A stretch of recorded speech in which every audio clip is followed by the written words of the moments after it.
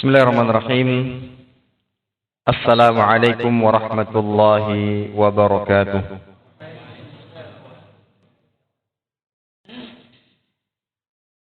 Alhamdulillahi ala ihsanih wa syukru lahu ala taufiqihi wa amtinanihi wa ashhadu an la ilaha illallah wahdahu la syarika lahu ta'ziman li sya'nihi wa ashhadu anna Muhammadan abduhu wa rasuluhu ad-da'i ila ridwanihi sallallahu alaihi wa ala alihi wa sahbihi wa sallama tasliman katsira, amma ba'd. Para hadirin, Bapak Ibu, saudara-saudari kaum muslimin dan muslimat rahimani wa rahimakumullah.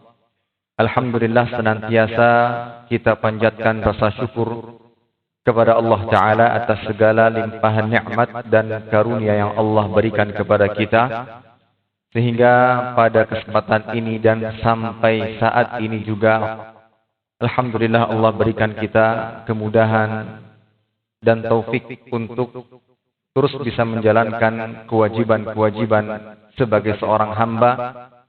Dan tentunya setelah itu semua kita berharap segala amal ibadah yang kita lakukan diterima oleh Allah Subhanahu wa taala, dijadikan sebagai pemberat timbangan kebaikan dan sebab masuk ke dalam surganya. Allahumma amin.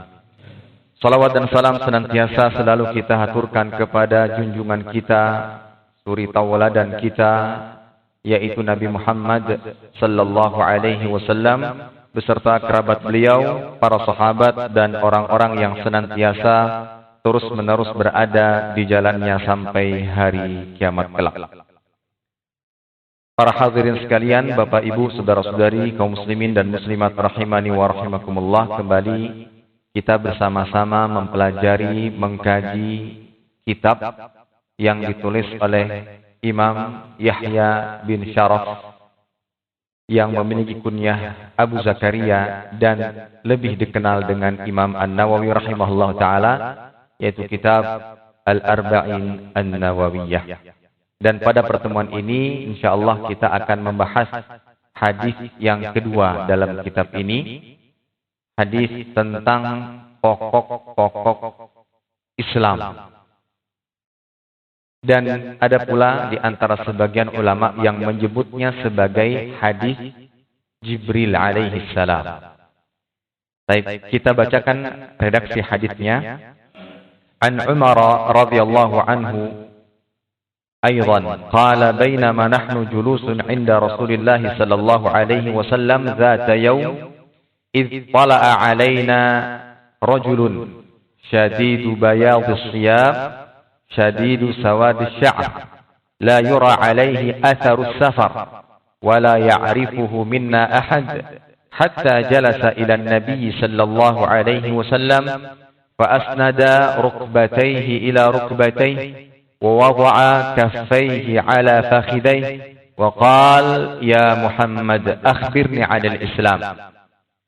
فقال رسول الله صلى الله عليه وسلم الإسلام أن تشهد أن لا إله إلا الله وأن محمد رسول الله وتقيم الصلاة وتؤتي الزكاة وتصوم رمضان وتحج البيت إن استطعت إليه سبيلا. قال صدقت. فعجبنا له يسأله ويصدقه. قال فأخبرني عن الإيمان. قال أن تؤمن بالله وملائكته وكتبه ورسله واليوم الآخر وتؤمن بالقدر خيره وشره. قال صدقت. قال فأخبرني عن الإحسان. قال أن تعبد الله كأنك تراه فإن لم تكن تراه فإنه يراك. قال أخبرني عن الساعة. قال ما المسؤول عنها بأعلم من السائل.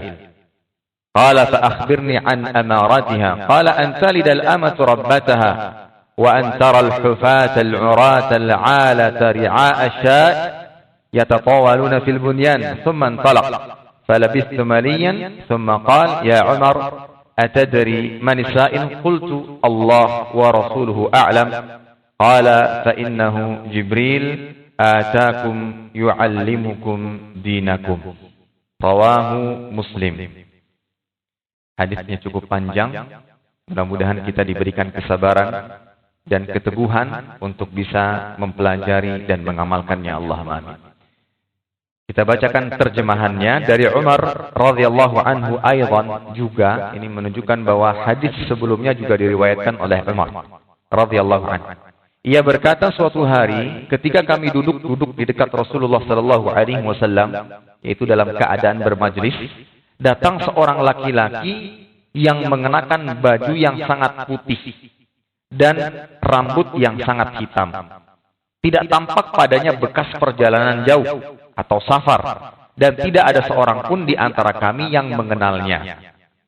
Kemudian dia duduk di hadapan Nabi Shallallahu Alaihi Wasallam lalu menempelkan kedua lututnya kepada lutut beliau, yaitu lutut Nabi Shallallahu Alaihi Wasallam, dan meletakkan kedua telapak tangannya di paha beliau Shallallahu Alaihi Wasallam sambil berkata, wahai Muhammad, beritahukanlah kepadaku tentang Islam. Maka Rasulullah Shallallahu Alaihi Wasallam menjawab, Islam adalah kamu bersaksi bahwa tidak ada ilah yang berhak disembah kecuali Allah, dan bahwa Muhammad Sallallahu Alaihi Wasallam adalah utusan Allah. Kamu mendirikan salat, menunaikan zakat, puasa Ramadan, dan berhaji jika engkau mampu. Kemudian dia berkata, engkau benar. Maka kata Umar, fa'ajibna lahu yas'aluhu wa yusaddiquh. Maka kami heran, dia yang bertanya, dia yang membenarkan. Baik. Kemudian dia bertanya lagi, beritahukan kepadaku tentang iman. Maka beliau sallallahu alaihi wasallam menjawab, engkau beriman kepada Allah, malaikat-malaikatnya, kitab-kitabnya, rasul-rasulnya, dan hari akhir. Dan engkau beriman kepada qadar takdir yang baik dan yang buruk. Kemudian dia berkata, engkau benar. Kemudian dia bertanya lagi, beritahukan kepadaku tentang ihsan. Maka Nabi sallallahu alaihi wasallam menjawab, al-ihsan adalah kamu beribadah kepada Allah seakan-akan engkau melihatnya, melihat Allah. Dan jika tidak bisa merasa demikian, ketahuilah bahwa dia melihatmu. Kemudian dia berkata, beritahukan aku tentang hari kiamat, kapan terjadinya. Maka beliau sallallahu alaihi wasallam jawab, yang ditanya tidaklah lebih mengetahui dari yang bertanya. Kemudian dia berkata, beritahukan kepadaku tentang tanda-tandanya, tanda-tanda hari kiamat. Maka Rasul sallallahu alaihi wasallam bersabda, jika seorang budak melahirkan tuannya, dan jika engkau melihat orang yang sebelumnya tidak beralas kaki dan tidak berpakaian, miskin dan penggembala domba, kemudian orang-orang berlomba-lomba meninggikan bangunan, dan itulah tanda-tanda hari kiamat. Kemudian beliau bertanya, tahukah kamu siapa yang bertanya? Kemudian orang itu pun pergi dan aku terdiam. Umar terdiam. Kemudian Rasul sallallahu alaihi wasallam bertanya kepada Umar, tahukah engkau siapa yang bertanya tadi? Maka Umar mengatakan, Allah dan Rasulnya lebih mengetahui. Maka beliau sallallahu alaihi wasallam mengatakan, dia adalah Jibril alaihi salam, datang kepadamu dengan maksud mengajarkan agamamu. Hadis ini diriwayatkan oleh Imam Muslim. Baik para hadirin, Bapak Ibu, saudara-saudari yang dimuliakan Allah, Syekh Saleh bin Abdul Aziz Al-Syekh rahimahullah taala menjelaskan tentang kedudukan dan keutamaan hadis ini. Beliau mengatakan, "Hadza haditsun 'azimun." Ini adalah hadis yang sangat agung. Sammahu ba'du ahli ilm ummus sunnah, yang disebut oleh sebagian ahli ilmu sebagai induk sunnah. Sebagaimana yang kita ketahui, ada Ummul Quran. Apa itu Ummul Quran? Surat Al-Fatihah. Nah, di sini juga disebut Ummus Sunnah, induknya sunnah. Induknya hadis-hadis Nabi Shallallahu Alaihi Wasallam. Dan para ulama menyebutnya adalah hadis yang kedua dari kitab ini. Atau dengan penyebutan lain hadis Jibril.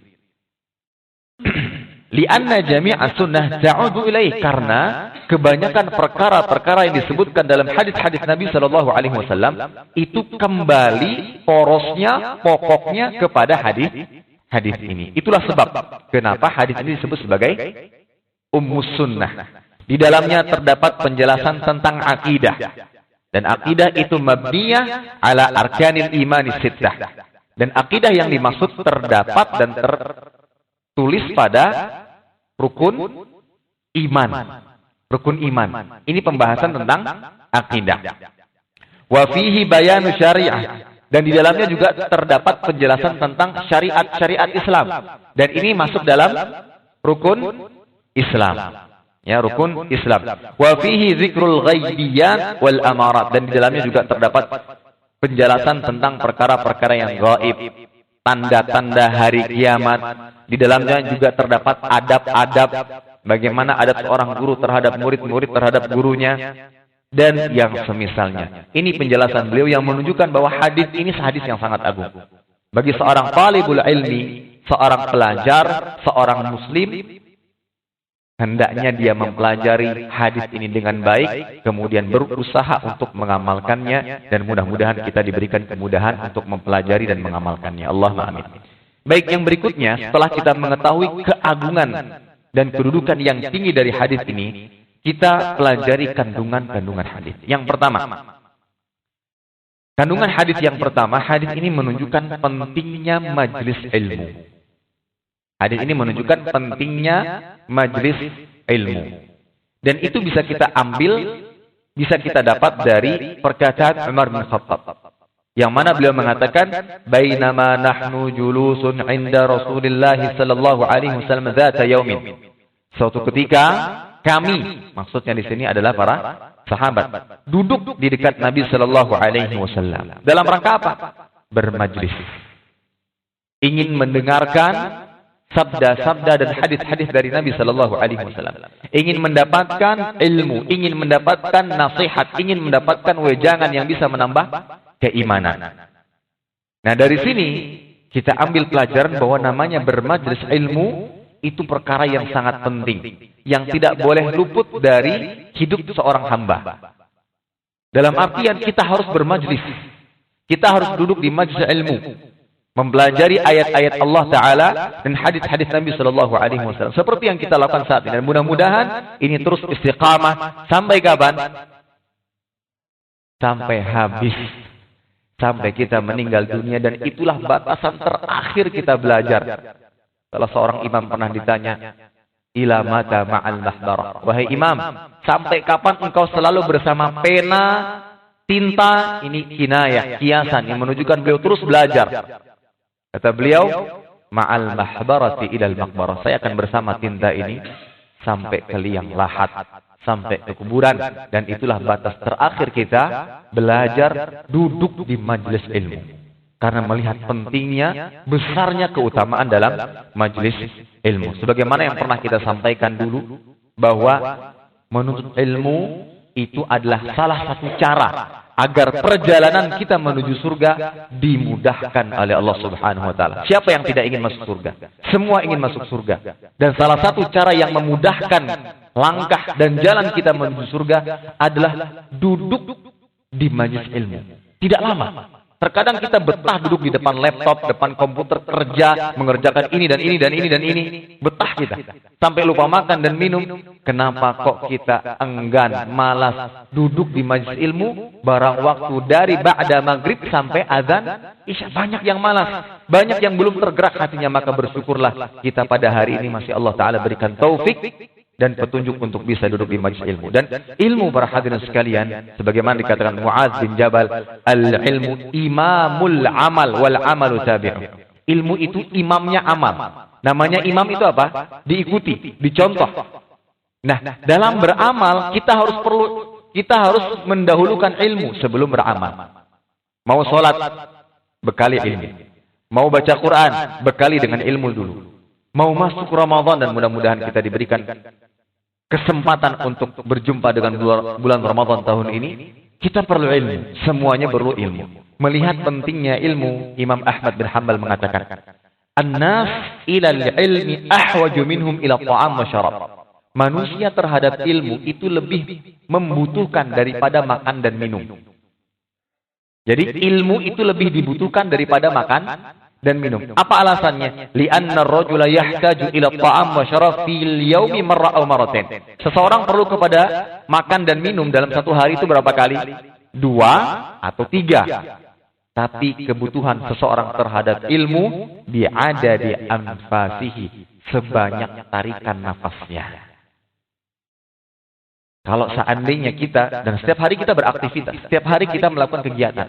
Kegiatan yang kita lakukan tanpa ilmu itu akan mendatangkan malapetaka.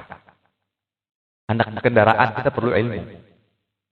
Ibu-ibu mau masak juga perlu ilmu. Segala macam perlu ilmu. Dan yang ilmu yang lebih terpenting adalah ilmu agama. Nah, ini semua menunjukkan bahwa ilmu itu sangat penting. Oleh karena itu Allah mengatakan, wa qur rabbi zidni ilman. Katakanlah wahai Muhammad, berdoalah, ya Allah tambahkanlah kepadaku ilmu. Bukan fulus, bukan ta'am, bukan syarab, bukan kendaraan. Bukan itu yang diperintahkan oleh Allah Ta'ala. Tapi ini diminta pertama kali apa? Ilmu. Kalau seandainya ada yang lebih penting daripada ilmu ini, saya akan dimasukkan di dalam ayat ini. Ternyata kenyataannya bahwa ilmulah yang lebih penting. Dan kita tahu banyak keutamaan-keutamaan menimba ilmu, ya, mendatangkan ketenangan, ketentraman, akan dinaungi rahmat oleh Allah Subhanahu wa taala, malaikat akan melilingi majlis-majlis ilmu, kemudian akan Allah taala sebut para penuntut ilmu di sisi makhluk-makhluk yang mulia, ya, dan yang terpenting sebagaimana kita sebutkan, ilmu adalah salah satu cara agar jalan menuju surga dimudahkan.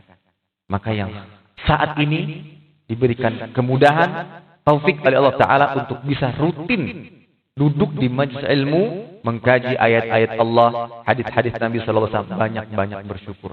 Di luar sana ada yang mungkin lebih anum dari pian-pian, Pak. Di luar sana ada yang lebih sehat, ada yang lebih mudah, tapi hati mereka tidak tergerak untuk datang ke majelis ilmu. Maka banyaklah bersyukur untuk bisa di majelis-majelis ilmu. Baik. Itu kandungan yang pertama. Hadis ini memberikan faedah kepada kita pentingnya bermajelis ilmu. Kemudian yang kedua, pelajaran yang atau kandungan hadis yang juga bisa kita ambil dari hadis di atas, memperhatikan tata cara berpakaian dan berpenampilan. Seorang muslim, ya, itu juga memperhatikan tata cara berpakaian dan berpenampilan. Kita tahu, tunjukkan dalam sebuah hadis, innallaha jamilun yuhibbul jamal.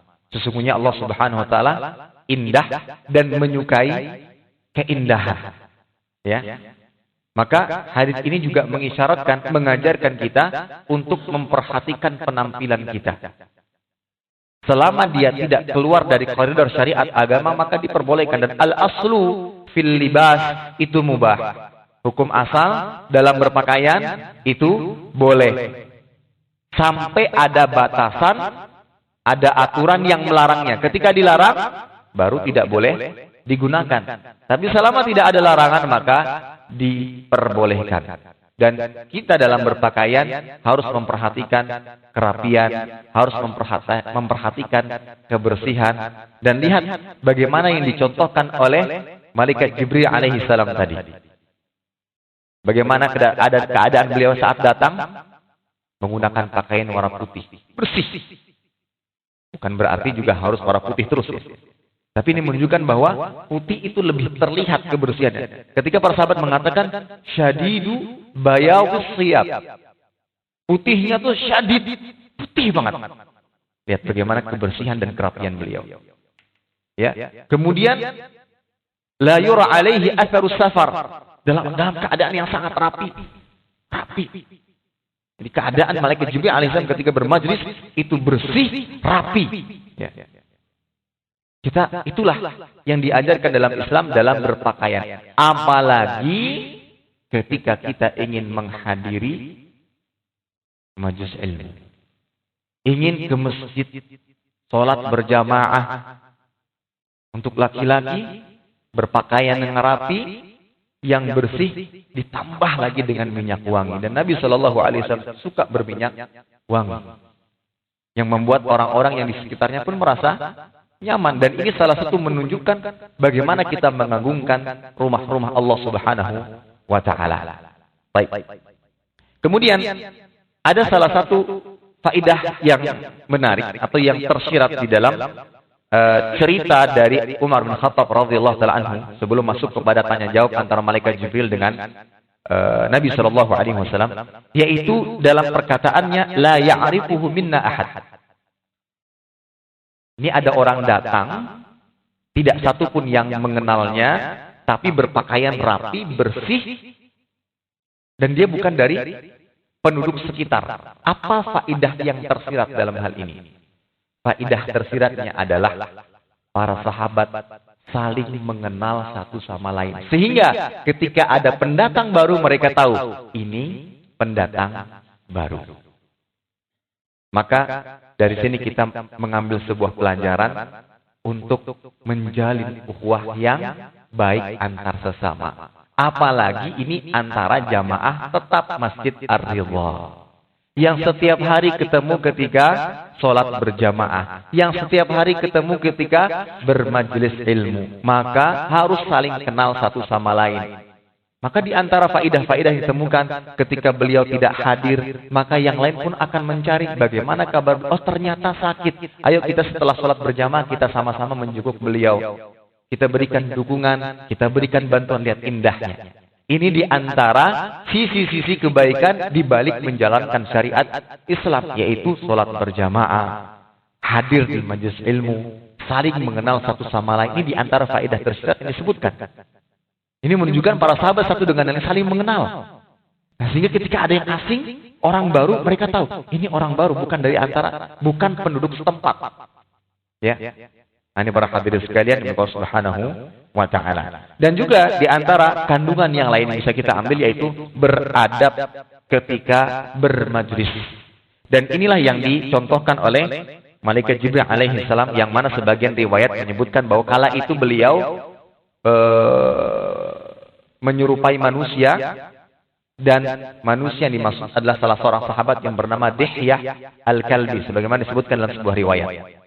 Jadi Malaikat Jibril alaihi salam saat itu menyerupai manusia bukan sebagaimana bentuk aslinya, tapi beliau menyerupai manusia, dan dalam riwayat lain beliau disebutkan menyerupai salah seorang sahabat yang bernama Dihyah Al-Kalbi. Kemudian Malaikat Jibril datang.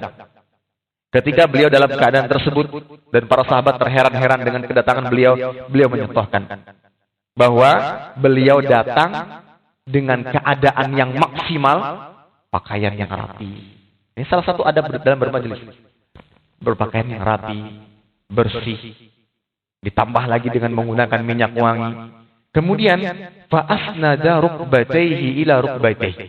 Kemudian beliau menyandarkan lutut dengan lutut Nabi Shallallahu Alaihi Wasallam. Dalam artian beliau mendekat, ya, beliau mendekat, menempelkan lutut beliau dengan lutut Nabi Shallallahu Alaihi Wasallam. Beliau mendekat. Fa'asnada rukbatayhi ila rukbatayhi. Wa wada'a kaffaihi ala fakhidai. Kemudian meletakkan kedua telapak tangannya di atas kedua lututnya. Di sini para ulama berbeda pendapat, ada dua tafsiran. Ada yang mengatakan bahwa beliau meletakkan kedua tangannya, beliau di sini siapa? Malaikat Jibril alaihissalam, kemudian diletakkan di atas paha Nabi Shallallahu Alaihi Wasallam. Ini tafsir yang pertama. Ada lagi yang mengatakan bahwa tafsiran yang kedua, Malaikat Jibril alaihissalam meletakkan kedua telapak tangannya di atas dua pahanya sendiri. Ya. Tapi dari sini kita ambil pelajaran bahwa seorang murid harus menunjukkan keseriusan dan kesungguhan dan adab yang mulia ketika bermajelis ilmu. Dan dengan ini dia akan lebih memahami, lebih meresapi apa yang akan disampaikan oleh gurunya. Ini di antara adab yang bisa kita ambil di dalam hadis ini. Baik. Kita langsung masuk kepada pertanyaan yang pertama yang ditanyakan oleh Malaikat Jibril alaihissalam, yang kala itu para sahabat belum tahu ini siapa. Ya Muhammad, akhbirni anil Islam. Kata Malaikat Jibril alaihissalam, wahai Muhammad, kabarkan kepadaku tentang Islam. Baik, maka beliau mengatakan al-Islam an tashhada an la ilaha illallah wa anna Muhammadar Rasulullah wa tuqimas shalah, ya, wa tu'tiyaz zakah wa tahujjal bait atau wa tasuma ramadan wa tahujjal bait in istata'ta ilaihi sabila. Islam itu adalah engkau bersaksi tidak ada Tuhan yang berhak disembah kecuali Allah, dan sesungguhnya Nabi Muhammad SAW adalah utusan Allah. Kemudian engkau mendirikan salat, menunaikan zakat, puasa Ramadan, dan melaksanakan ibadah haji bagi yang mampu. Mampu secara tenaga, mampu secara finansial. Baik. Kita bahas terlebih dahulu tentang Islam. Ya, tentang Islam. Islam dalam kamus itu tidak keluar maknanya dari ketundukan dan pasrah. Secara bahasa Islam itu tidak keluar maknanya dari ketundukan dan pasrah. Orang muslim pasti tunduk. Orang muslim pasti berserah diri kepada Allah. Adapun secara istilah, ini dijelaskan oleh Syekh Muhammad At-Tamimi, Syekh Muhammad bin Sulaiman At-Tamimi rahimahullah ta'ala.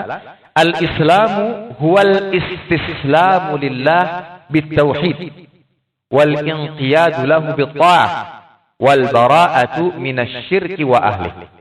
Jadi nanti kalau pian-pian atau kita ditanya, kamu agama Islam? Iya. Apa itu Islam? Maka jangan menjawab Islam, Isya, subuh, apa? Lohor lagi. Bukan zuhur ya. Padahal bahasa Arabnya pakai dha, bukan pakai lam.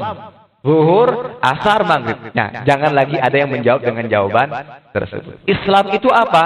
Kata beliau, istislamu lillah bitauhid. Islam adalah berserah diri, pasrah kepada Allah Ta'ala dengan bertauhid. Yang kedua, wal inqiyadu lahu bitta'ah, tunduk kepadanya dengan menaatinya. Yang ketiga, wal bara'atu minasyirki wa ahli, Islam itu berlepas dari semua kesyirikan dan pelaku-pelaku kesyirikan. Jadi seorang muslim harus mengumpulkan 3 hal di atas. Yang pertama apa?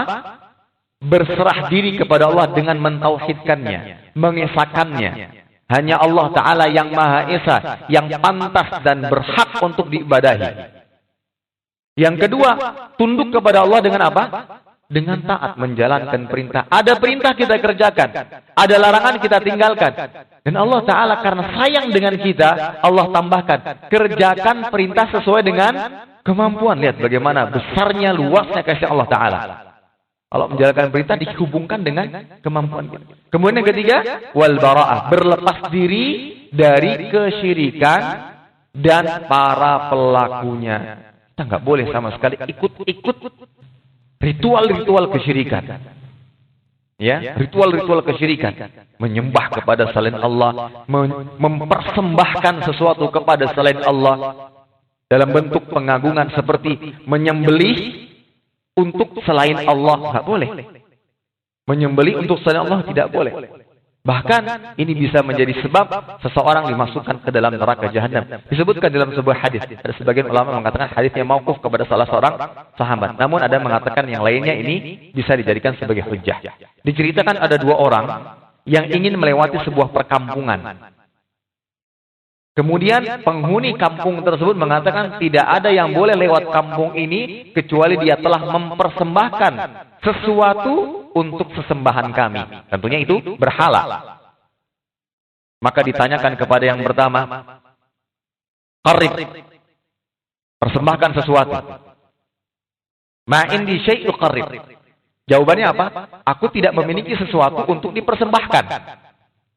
Kemudian dikatakan kepadanya, qarib walau dzubaban, persembahkan sesuatu meskipun itu seekor lalat. Kemudian dia menganggap sepele lalat. Akhirnya dibunuhlah lalat, kemudian dipersembahkan, dan ini bentuk kesyirikan. Dipersembahkan kepada berhala, kemudian dipersilakan lewat, tapi dia menjadi penghuni neraka. Yang kedua, lihat. Beda jawaban antara yang pertama dengan yang kedua. Dan ini menunjukkan mana yang ahli syirik dan mana yang ahli tauhid. Yang kedua ketika diperintahkan qarib, mau lewat qarib, persembahkan sesuatu. Apa jawabannya? Aku tidak mempersembahkan sesuatu kecuali hanya kepada Allah. Dia bukan mempermasalahkan, nggak ada nih, nggak ada. Bukan itu yang dipermasalahkan. Tapi langsung jawabannya menunjukkan dia bertauhid kepada Allah Ta'ala. Aku tidak mempersembahkan sesuatu kecuali hanya kepada Allah Subhanahu Wa Ta'ala.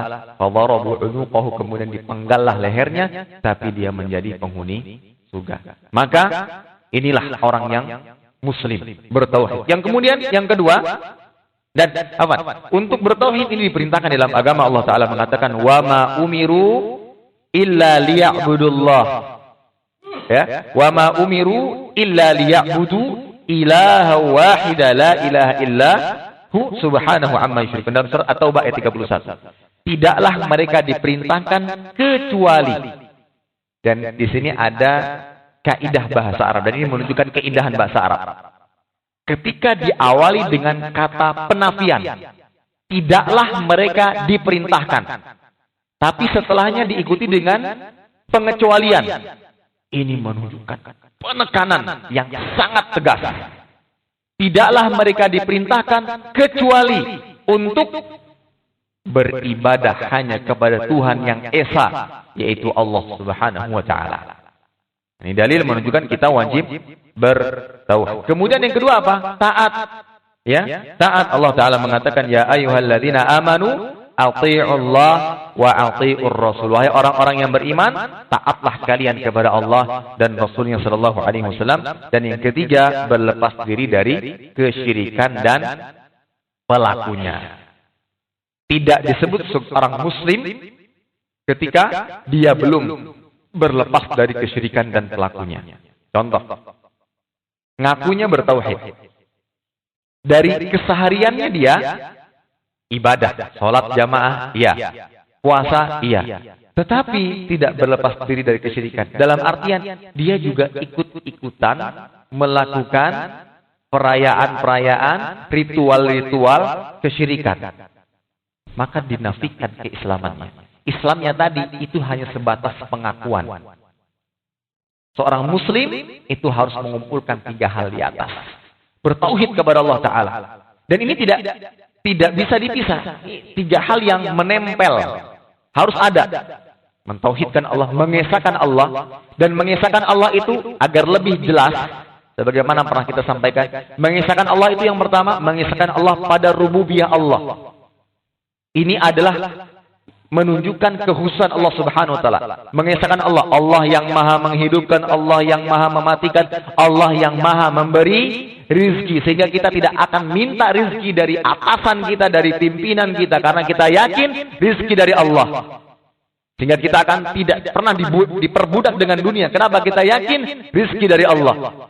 Kita tidak akan bekerja dengan pekerjaan yang haram. Kenapa? Karena kita yakin rizki dari Allah, bukan dari ijazah kita. Ya. Itu pentingnya bertauhid pada rububiyah Allah. Kedua, bertauhid pada uluhiyah. Uluhiyah itu apa? Ibadah. Dalam beribadah kita harus mengesahkan Allah Subhanahu wa Ta'ala. Kemudian seorang muslim harus tunduk dan patuh. Ketika Allah Ta'ala perintahkan, kerjakan. Apa yang dilarang maka kita tinggalkan. Kemudian 3, harus berlepas diri dari kesyirikan dan pelakunya. Para hadirin sekalian yang dimuliakan Allah Subhanahu wa Ta'ala. Kemudian di antara keistimewaan Islam, Allah Jalla wa Ala sendiri yang menamakan agama kita ini dengan agama Islam. Allah Ta'ala mengatakan dalam surah Al-Imran ayat 19, Inna dina indallah Islam. Ya. Allah sendiri yang menamakan agama ini dengan Islam. Dan pengikutnya Allah namakan, Allah sebut sebagai Muslimun. Dalilnya apa? Dalam surat Al-Hajj ayat 78. Ya. Wa ma ja'ala 'alaikum fid dini min harj millata abikum Ibrahim huwa sammakumul muslimin. Dan Allah Ta'ala yang menamakan kalian penganut Islam sebagai muslimin. Baik. Dan setelah mengetahui itu, ada yang menunjukkan kelebihan daripada Islam ini, bahwa perhatikan agama lain itu selalu disandarkan penyebutannya kepada salah satu sebabnya. Jadi ada dinisbatkan kepada tokoh. Jadi seakan-akan agama itu ada yang pencetusnya. Tapi berbeda dengan Islam. Sama sekali tidak dikaitkan kepada tokoh tertentu. Tidak ada nama agama kepada Nabi Muhammad. Ada nggak? Nggak ada.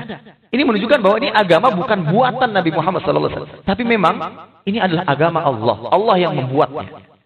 Allah lah yang menjadikannya sebagai agama yang patut untuk dipegang. Nah, ini dibalik dari penamaan tapi berbeda dengan yang lainnya. Ya. Baik. Kemudian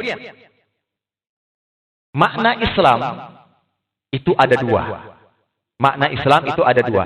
Ada makna umum, ada makna khusus. Dan dari sini kita akan bisa menjawab ketika ada bertanya, apa agama nabi-nabi sebelum Nabi Muhammad? Ketika ada pertanyaan, apa agama nabi-nabi sebelum Nabi Muhammad? Baik. Makna Islam itu ada dua. Yang pertama, Islam dalam artian umum. Islam dalam artian umum. Islam dalam artian umum sebagaimana dijelaskan oleh Syekh Muhammad bin Shalih Al-Utsaimin rahimahullah taala, al-Islam bimana al-an huwa ta'abbud billahi bima syara' mundu an arsalallah ar-rusul ila an taqum as-sa'ah. Islam secara umum itu adalah menyembah Allah sesuai dengan syariat yang Allah taala turunkan kepada nabi-nabinya. Jadi ada syariat yang diturunkan kepada Nabi Isa, kala itu itulah Islam. Dan pengikutnya wajib mengikuti syariat yang dibawa oleh Nabi Isa alaihissalam. Begitu pula nabi-nabi sebelum beliau. Dan dakwah mereka satu, sama, yaitu tauhid, mengesahkan Allah Subhanahu wa taala. Sehingga dari sini kita ambil bahwa seluruh agama para nabi sebelum Nabi Muhammad SAW adalah Islam dan tidak boleh ragu sedikit pun. Apa agama mereka? Islam. Adapun makna secara khusus, ya, makna secara khusus adalah Islam yang saat ini itu adalah Islam setelah diutusnya Nabi Muhammad SAW. Yang mana agama atau ajaran Islam yang dibawa oleh Nabi Muhammad SAW ini menasakh, menghapus syariat-syariat sebelumnya.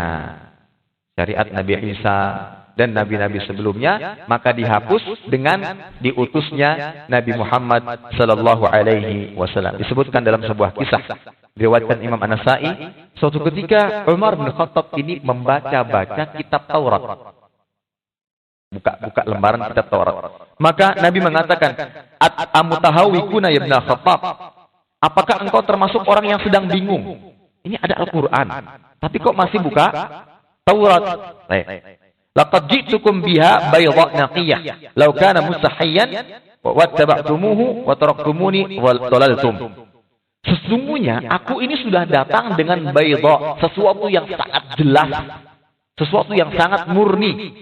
Itu Al-Qur'an, hadis-hadis Nabi yang Allah taala wahyukan. Kalaupun seandainya Nabi Musa alaihi salam masih hidup setelah Nabi sallallahu alaihi wasallam diutus, Nabi Musa masih hidup setelah Nabi Muhammad diutus, kemudian kalian lebih memilih Nabi Musa alaihi salam dibandingkan mengikuti aku, kata beliau sallallahu alaihi wasallam, laqad dhalatum, kalian menyimpang. Karena aturan Allah taala, syariat Nabi Muhammad sallallahu alaihi wasallam menghapus syariat sebelumnya. Dalam riwayat yang lain, lau kana Musa hayyan, kalau seandainya Nabi Musa alaihi salam masih hidup, maka tidak ada pilihan lain baginya kecuali mengikuti siapa? Nabi Musa pun akan mengikuti Nabi Muhammad SAW. Oleh karena itu, nanti sebagaimana hadis yang cukup panjang ketika Nabi Isa alaihissalam Allah Ta'ala turunkan kembali ke muka bumi ini, beliau mengikuti syariat siapa? Syariat Nabi Muhammad SAW. Nah, itulah makna Islam. Ada yang sifatnya umum, itu adalah ajaran yang Allah Ta'ala turunkan kepada para nabi. Itu Islam. Dan satu kesamaan, yaitu mentauhidkan Allah Subhanahu wa taala. Sehingga seluruh nabi agamanya adalah Islam, yaitu untuk mentauhidkan Allah Subhanahu wa taala. Adapun makna Islam secara khusus adalah syariat-syariat yang dibawa oleh Nabi Muhammad sallallahu alaihi wasallam, dan kita sebagai umatnya maka hanya menjalankan syariat yang beliau bawa. Ya. Kita sebagai umatnya hanya menjalankan syariat yang beliau bawa. Apapun jenis ibadahnya harus sesuai dengan tuntunan Nabi Muhammad sallallahu alaihi wasallam. Bagaimana beliau mencontohkan, bagaimana beliau mengajarkan, dan sunnah atau ajaran Nabi itu diketahui dengan beberapa hal. Yang pertama, ini berupa ucapan. Ketika Nabi sallallahu alaihi wasallam mengatakan, "Ini kerjakan," maka kita ketahui itu adalah syariat. Dan itu adalah sunnah Nabi SAW. Yang kedua adalah perbuatan Nabi Sallallahu Alaihi Wasallam. Itu bisa dijadikan landasan bahwa ini adalah ajaran, ini adalah syariat. Kecuali jika ada yang menunjukkan bahwa itu sebuah kekhususan. Seperti Nabi SAW bisa puasa wisal. Puasa wisal itu puasa setiap hari. Terus menerus, sepanjang masa. Para sahabat bertanya, engkau bisa puasa wisal, kami kok nggak boleh? Berarti ini menunjukkan apa? Kekhususan beliau. Seperti beliau bisa nikah lebih dari 4. Kalau kita, tian-tian hendak nikah, maka batasannya 4. Mun diizinkan. Mun kada, ada kekhususan. Tapi, kalau perbuatan secara umum, maka itu adalah. Kemudian yang ketiga, takrir, penetapan.